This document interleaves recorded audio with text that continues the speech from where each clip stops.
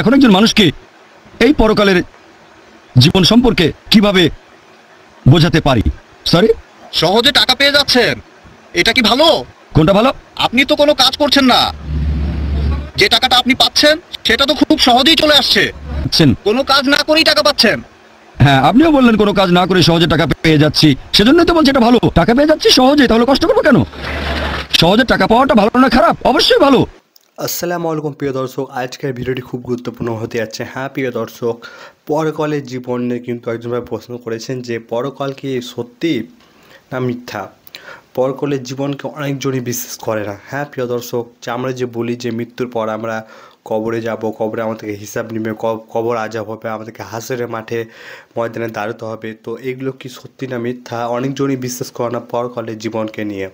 তো যারা বিশ্বাস করেন না, এই ভিডিওটি সম্পূর্ণ দেখলেই বুঝতে পারবেন পরকালের জীবন কি সত্যি কিনা মিথ্যা, পরকালের জীবন কেমন হবে। অনেকজনই পরকাল পুনর্জন্মকে বা পরকালের জীবনকে বিশ্বাস করে না, তো তারা এই ভিডিওটিকে সম্পূর্ণ লাস্ট পর্যন্ত দেখার অনুরোধ রইল। আপনার ইসলাম ধর্ম প্রতি ভালোবাসা বেরিয়ে যাবে। হ্যাঁ প্রিয় দর্শক, আপনার মনের প্রতি ঈমান তাজা হয়ে যাবে। তো ভিডিওটিকে আপনার সম্পূর্ণ না টেনে লাস্ট পর্যন্ত দেখার অনুরোধ রইল। খুব গুরুত্বপূর্ণ একটি কিন্তু ভিডিও।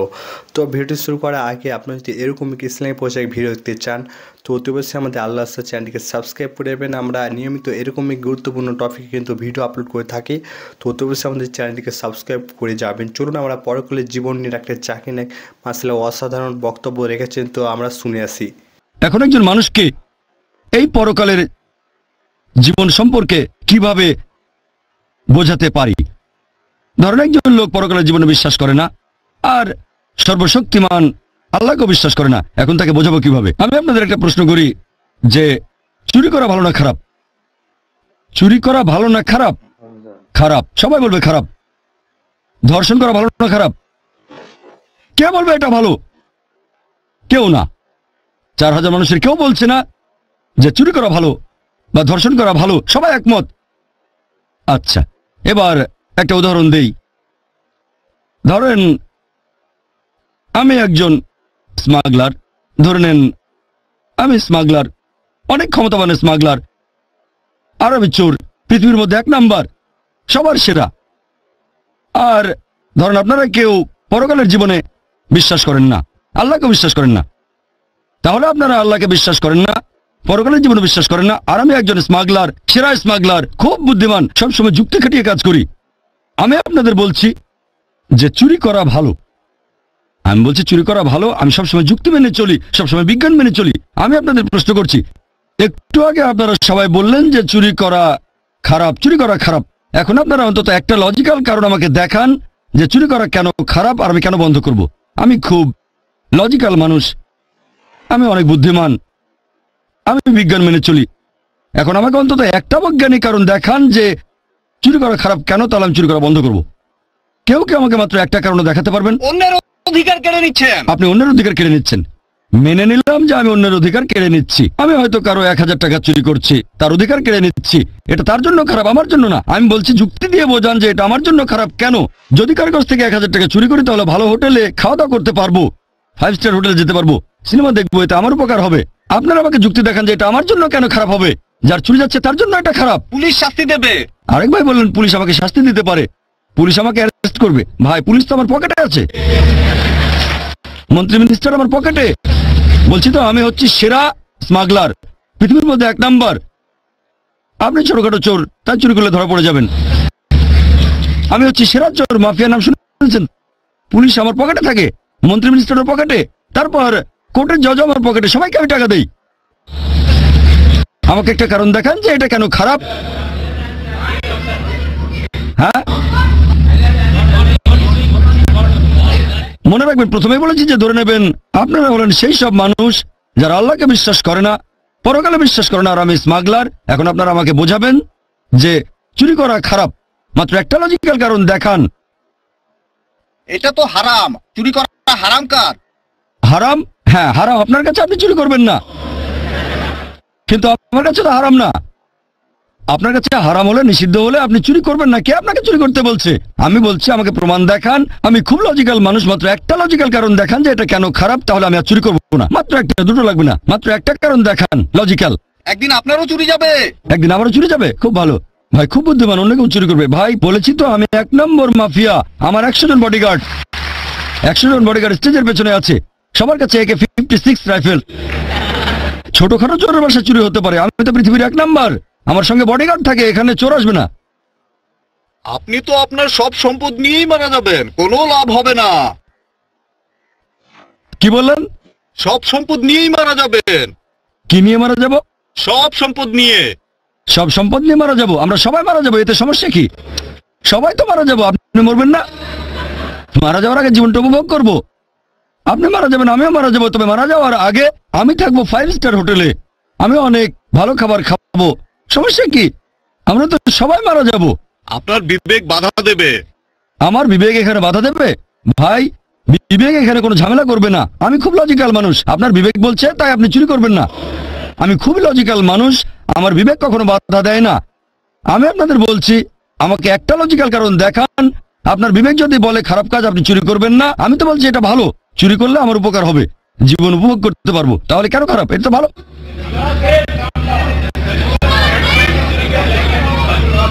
আমি একটু বলবো। সরি? সহজে টাকা পেয়ে যাচ্ছেন, এটা কি ভালো? কোনটা ভালো? আপনি তো কোনো কাজ করছেন না, যে টাকাটা আপনি পাচ্ছেন সেটা তো খুব সহজেই চলে আসছে। ভাই আপনি বললেন যে আপনি কোনো কাজ না করেই সহজে টাকা পাচ্ছেন। কোনো কাজ না করেই টাকা পাচ্ছেন। হ্যাঁ, আপনিও বললেন কোনো কাজ না করে সহজে টাকা পেয়ে যাচ্ছি, সেজন্যই তো বলছি এটা ভালো। টাকা পেয়ে যাচ্ছি সহজে, তাহলে কষ্ট করবো কেন? সহজে টাকা পাওয়াটা ভালো না খারাপ? অবশ্যই ভালো। তাহলে সহজে টাকা পাওয়াটা তো ভালো। আপনারা আমাকে একটা লজিক্যাল কারণ দেখান যে এটা কেন খারাপ, তাহলে আর চুরি করবো না। একটা কারণ দেখাতে পারলেন না, সবাই বলছেন এটা খারাপ খারাপ, কিন্তু কারণ দেখাতে পারছেন না। চেন্নাইয়ের মানুষের কি বুদ্ধি কমে গেল নাকি?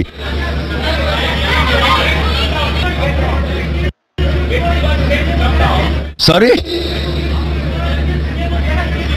ভাই, আমি শুনতে পাচ্ছি না। আপনি তো তাহলে আমেরিকানদের মতো হয়ে যাবেন। আমি আমেরিকানদের মতো হয়ে যাব? হ্যাঁ, আমেরিকানদের মতো। আমি হয়ে যাব জর্জ বুশ? আচ্ছা ঠিক আছে, ভালো। আপনাদের উত্তর দেওয়ার সময় শেষ। মানুষের জিনিস চুরি করেন, তাহলে একদিন আপনার জিনিসও চুরি যাবে। ভাই বলেন আমি চুরি করলে আমারও চুরি যাবে? আমি তো বলেছি আমার বডিগার্ড আছে, কথাটা শোনেননি? আমার বডিগার্ড আছে, কেউ চুরি করতে পারবে না। আপনাদের উত্তর দেওয়ার সময় শেষ, এবার টেবিলটা উল্টে দিতে হবে। আপনার কাজটা ঠিক না, কারণ আপনি চুরি করছেন, স্মাগলিং। এতে করে সমাজের আচ্ছা ঠিক অনেক আছে, ক্ষতি আপনাদের হচ্ছে। উত্তর দেওয়ার সময় শেষ। অনেক শত্রু তৈরি হবে। আমার শত্রু থাকলে সমস্যা নেই, আমার কেউ ক্ষতি করবে না, আমার আছে বডিগার্ড। আপনাদের উত্তর দেওয়ার সময় শেষ, এবার আমি উত্তরটা বলছি। আপনাদের উত্তরটা বলছি। আমি আগে বলেছিলাম এটা একটা উদাহরণ। ধরেন একজন লোক আপনার কাছে এসে জিজ্ঞেস করলো যে কিভাবে প্রমাণ করবেন ইসলামিক শরিয়া নিখুঁত। এই প্রশ্নটা যদি করা হয়, তাহলে এবার টেবিলটা উল্টে দেন। টেবিলটা উল্টে দেন। ধরেন আপনি স্মাগলার, উদাহরণ দিচ্ছি, এটা ধরে নেন আপনি পৃথিবীর 1 নাম্বার স্মাগলার আর আমি একজন মুসলিম। আপনাকে বোঝানোর চেষ্টা করছি। আপনি স্মাগলার, আমাকে বললেন প্রমাণ করে দেখান যে চুরি করা খারাপ। বললাম পুলিশ অ্যারেস্ট করবে। আপনি বললেন পুলিশ আমার পকেটে। তারপর বললাম এতে অন্যের ক্ষতি হচ্ছে। আপনি বললেন তাতে আমার কিছু যায় আসে না। বললাম বিবেক দংশন করবে। বললেন আমার বিবেকই নেই, দংশন করবে কে আমাকে? তারপর আমি বললাম আপনার থেকে কেউ চুরি করে নেবে। আপনি বললেন আমার বডিগার্ড আছে। মুসলিম হিসেবে আমি যেটা করব, এইসব কথা বলার পাশাপাশি সেটা আমি আল্লাহ সুবহানাহু ওয়া তাআলার অস্তিত্বকে প্রমাণ করব। যে লোকটা পৃথিবীর মধ্যে 1 নম্বর মাফিয়া, স্মাগলার অথবা চোর, তার কাছে বস্তুবাদী সবার আগে। নিজেকে সে ক্ষমতাবান মনে করে থাকে, খুব ক্ষমতাবান সে। প্রথমে আমি তার সামনে আল্লাহ তাআলার অস্তিত্ব প্রমাণ করে দেখাবো। এটা করেছি একটা লেকচারে, is the Quran God's word. এখন যদি কেউ এই লেকচারটা is the Quran God's word খোলা মন নিয়ে দেখেন, তাহলে আপনিও মানবেন যে সবচেয়ে ক্ষমতাবান আল্লাহ সুবহানাহু ওয়া তাআলা, সর্বশক্তিমান ঈশ্বর। তার সামনে প্রমাণ করে দেখাবো সে সর্বশক্তিমান নয়, সর্বশক্তিমান আল্লাহ সুবহানাহু ওয়া তাআলা। প্রমাণ করবো পবিত্র কোরআন আর বিজ্ঞান দিয়ে। 1 নম্বর পয়েন্ট। 2 নম্বর পয়েন্ট, সে তখন বলবে আচ্ছা আমি মেনে নিলাম যে ঈশ্বর সর্বশক্তিমান, কিন্তু তিনি কোন টাইপের ঈশ্বর? আমার তো কিছু হচ্ছে না। হ্যাঁ, কথাটা ঠিক। এরকম অনেক দৃষ্টান্ত দেখবেন। অনেকে স্মাগলার চুরি করে কিন্তু তাদের কিছুই হচ্ছে না। কে ঠিক বলেছি? অনেকে আছে এরকম, হাজার হাজার চোর আছে। অনেকে বড় বড় অপরাধী, তারা খুব আরামের সাথে জীবন কাটায়, তাদের কিছুই হচ্ছে না, স্বাভাবিকভাবে মারা যাচ্ছে। হ্যাঁ, কেউ হয়তো খুন হয়, কেউ বা অ্যারেস্ট হয়, তবে অনেকেই জীবনটাকে উপভোগ করে মারা যায়, স্বাভাবিকভাবে মারা যায়। এখন সে প্রশ্ন করবে, ঈশ্বর যদি এমন মহান হন তাহলে শাস্তি দিচ্ছেন না কেন? এটা আবার কোন ধরনের সুবিচার? আল্লাহ পবিত্র কোরআনে বলেছেন, সূরা নিসা অধ্যায় নম্বর ৪ আয়াত নম্বর ৪০, আল্লাহ সুবহানাহু ওয়া তাআলা কারো প্রতি অনুপরিমাণও জুলুম করেন না, তিনি কারোর সাথে অবিচার করেন না। আর আপনি যদি কাউকে জিজ্ঞেস করেন, সে জানে যে সবার উপরে সে নয়, প্রমাণ করেছেন সে সবার উপরে না, তখন যদি অবিচার করা হয় অন্য কারোর সাথে, সে কিছু বলবে না। তবে কেউ চায় না নিজের প্রতি অবিচার হোক। একজন লোক অন্য কারো মা বা স্ত্রীকে ধর্ষণ করলো, তাকে মৃত্যুদণ্ড দিলে আপনারা বলবেন বর্বর আইন। যদি ধর্ষণ করা হয় আপনার মাকে, তখন মনে হবে যে মৃত্যুদণ্ডই সবচেয়ে ভালো। অবিচার যদি হয় আপনার সাথে, তখন বুঝতে পারবেন যে সুবিচার করতে হবে। সবাই এখানে একমত হবেন যে অবশ্যই সুবিচার করতে হবে। এখন প্রশ্ন হচ্ছে, এই পৃথিবীতে আমরা সুবিচার করব কিভাবে? সবাই তো সুবিচার পাবে না। যেমন ধরেন, আপনি এটা জানেন যে হিটলার ৬০ লক্ষ ইহুদিকে হত্যা করেছিল। কতজন? ৬০ লক্ষ ইহুদি। ধরেন আপনি আজকে হিটলারকে ধরলেন, তাকে এখন কি শাস্তি দেবেন? ম্যাক্সিমাম তাকেও গ্যাস চেম্বারে পাঠিয়ে দেবেন। তাতে মাত্র একটা জীবন ক্ষতিপূরণ হবে, বাকি ৫৯,৯৯৯ জন ইহুদি ছিল, তাদের ব্যাপারে কি হবে? তারা সুবিচার পাবে না? এটা আবার কোন ধরনের আইন? একে সুবিচার বলবেন? আল্লাহ পবিত্র কোরআনে বলেছেন, সূরা আলে ইমরান অধ্যায় নম্বর ৩ আয়াত নম্বর ১৮৫, যে কুল্লু নাফসিন যায়কাতুল মউত, জীব মাত্রই মৃত্যুর স্বাদ গ্রহণ করবে, আর চূড়ান্ত বিচার হবে রোজ কিয়ামতের দিনে। আর যাকে দোজখের আগুন থেকে দূরে রাখা হবে, বেহেশতে নেওয়া হবে, সে পৃথিবীর উদ্দেশ্য অর্জনের সফল কাম। কারণ এই পার্থিব জীবন এটা ছলনাময় ভোগ বিলাসিতা ব্যতীত আর কিছুই নয়। তাহলে চূড়ান্ত হিসাব কিতাব, চূড়ান্ত বিচার সেটা হবে রোজ কিয়ামতের দিনে। সেটাই হচ্ছে চূড়ান্ত হিসাব কিতাব। তাহলে যেভাবে একজন মাফিয়াকে বাধা দেবেন, কেউ তার ক্ষতি করতে পারবে না, মন্ত্রী মিনিস্টার পকেটে, জজ তার পকেটে, পুলিশ তার পকেটে, সেটা হচ্ছে আখিরাতের জীবনের শাস্তি। এটা দিয়ে ইসলামিক শরিয়া সম্পূর্ণ হয়, পরকালের জীবনে বিশ্বাস। তাহলে শরিয়ার লেভেল ৩টা। ১ নাম্বার হচ্ছে যে সাধারণ কিছু আইন, চুরি করো না, ধর্ষণ করো না। ২ নাম্বার, চুরি অথবা ধর্ষণ করলে শাস্তি পেতে পারেন। ৩ নাম্বার, যেসব লোক আইন মেনে চলতে চায় না, তারা ধরা পড়লে শাস্তি পাবে। তবে সব জায়গায় তো ইসলামিক শরিয়া নেই। আমেরিকা ইসলামিক শরিয়া প্রচলিত না, ভারতে ইসলামিক শরিয়া নেই, তাহলে পৃথিবীতে কোনো শাস্তি পাচ্ছে না। তারা আসলে শাস্তিগুলো পাবে আখিরাতে। আর আল্লাহ সুবহানাহু ওয়া তাআলা যদি আখিরাতে হিটলারকে শাস্তি দিতে চান, আল্লাহ পবিত্র কোরআনে বলেছেন, সূরা নিসা অধ্যায় নম্বর ৪ আয়াত নম্বর ৫৬, যারা আমার আয়াত প্রত্যাখ্যান করে তাদের দোজখের আগুনে দগ্ধ করব। আর তাদের চামড়া যখন পুরোপুরি দগ্ধ হয়ে যাবে, সেখানে নতুন চামড়া দেওয়া হবে যাতে তারা ব্যথা অনুভব করতে পারে। এখনকার বিজ্ঞান জানতে পেরেছে আমাদের চামড়ার নিচে পেইন রিসেপ্টর থাকে। তাহলে আল্লাহ সুবহানাহু ওয়া তাআলা যদি হিটলারকে পোড়াতে চান ৬০ লক্ষ বার, তিনি তা পারেন। ১,২০,০০,০০০ বার করতে পারেন। সেটা পৃথিবীতে করবেন না। তাহলে চূড়ান্ত বিচার হবে আখিরাতে, এখানে শাস্তির অংশবিশেষ পেতে পারেন।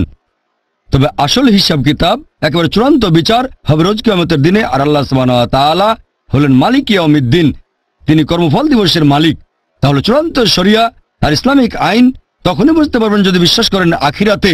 যদি আখিরাতে বিশ্বাস না করেন, তাহলে চুরি করাকে খারাপ বলবেন না, ধর্ষণকে খারাপ বলবেন না, এই সব কিছুকে তখনই খারাপ বলতে পারবেন যদি পরকালের জীবন থাকে। তাহলে এই হলো পরিপূর্ণ শরিয়া। আমি একটা উদাহরণের কথা বলে আমার লেকচার শেষ করব। যখনই আপনি শরিয়াকে বিচার করতে যাবেন, বিশুদ্ধ উৎস দিয়ে বিচার করবেন, মানে পবিত্র কোরআন আর আমাদের নবীর সুন্নত অর্থাৎ সহিহ হাদিস। এখানে একজন মুসলিমের কাজ বা মুসলিম সমাজের কাজ দেখব না। কারণ মিডিয়া এখন যেটা করে, তারা সমাজের কিছু কুলাঙ্গারকে বেছে নেয়, কুলাঙ্গার কিছু লোককে তুলে ধরে প্রচার করে, এরাই সেই লোকগুলো, এরাই হচ্ছে আদর্শ মুসলিম, মুসলিমদের দৃষ্টান্ত। আপনার মিডিয়ায় দেখবেন খবরের কাগজে এভাবে লেখা হবে, যদি 50 বছরের মুসলিম পুরুষ 16 বছরের মেয়েকে বিয়ে করে, এরকম কোনো খবর থাকলে সেটা আসবে একেবারে হেডলাইনে। 50 বছরের মুসলিম পুরুষ 16 বছরের মেয়েকে বিয়ে করেছে, হেডলাইন। যদি 50 বছরের একজন অমুসলিম 6 বছরের একটা মেয়েকে ধর্ষণ করে, সেটা হবে ছোট করে খবর। এক পাশে মিডিয়া এটা করছে। আমি জানি প্রত্যেক সম্প্রদায়ের ভেতরেই কিছু কুলাঙ্গার থাকে, কিছু লোক নিজেদের মুসলিম বলে কিন্তু শরিয়া মেনে চলে না। ইসলাম বলছে মদ পান করো না, মাদকদ্রব্য নিও না। এরকম অনেক মুসলিম আছে যারা এসব কাজে অমুসলিমদের চেয়েও পাকা। আমি এটা জানি, এরা হচ্ছে কুলাঙ্গার। প্রত্যেক সম্প্রদায়ে কিছু কুলাঙ্গার থাকে।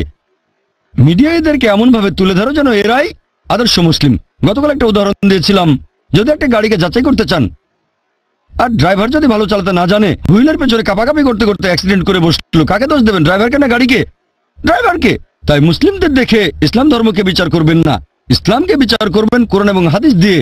আরেকটা গাড়ি যাচাই করতে গেলে হুইলের পেছনে আপনি এমন কাউকে বসাবেন যে খুব ভালো ড্রাইভার। তাহলে একজন মানুষের কাজ দেখে ইসলাম ধর্মকে যাচাই করতে চাইলে সবচেয়ে সেরা দৃষ্টান্ত সর্বশেষ। তো প্রিয় দর্শক, শুনলেন সে পরকালের জীবন কেমন হবে। অনেকজনই পরকালের জীবনকে বিশ্বাস করে না।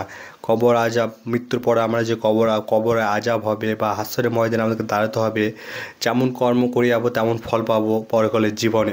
তো অনেকজনই এরকম বিশ্বাস করে না। তারা মৃত্যুর পর যে সেই পরকালের জীবনটাকে তারা কখনো কেউ অনেকজনই তারা বিশ্বাস করে না। তো ভিডিওটি সম্পূর্ণ দেখলে আপনারা বুঝে গেছেন পরকালের জীবনকে কেমন হবে বা পরকালের জীবন সত্যি আমাদেরকে বিশ্বাস করতে হবে। তো প্রিয় দর্শক, ভিডিওটি আপনাকে কেমন লাগলো অতি অবশ্যই কমেন্ট বক্সে কমেন্ট করে জানাবেন। এরকমই গুরুত্বপূর্ণ টপিক ইসলামী প্রচার ভিডিও দেখতে হলে অতি অবশ্যই আমাদের আল্লাহ আস্থা চ্যানেলটিকে সাবস্ক্রাইব করে দেবেন। আমরা নিয়মিত এরকমই গুরুত্বপূর্ণ টপিক কিন্তু ভিডিওগুলো আপলোড করে থাকি। তো অতি অবশ্যই আপনার ভিডিওটিকে লাইক করে ভিডিওটিকে বেশি বেশি করে শেয়ার করে দেবেন, আমাদের মা বোনদেরকে দেখার সুযোগ করে দিবেন। তো দেখা হবে নতুন একটি ভিডিওর সাথে। ভালো থাকবেন।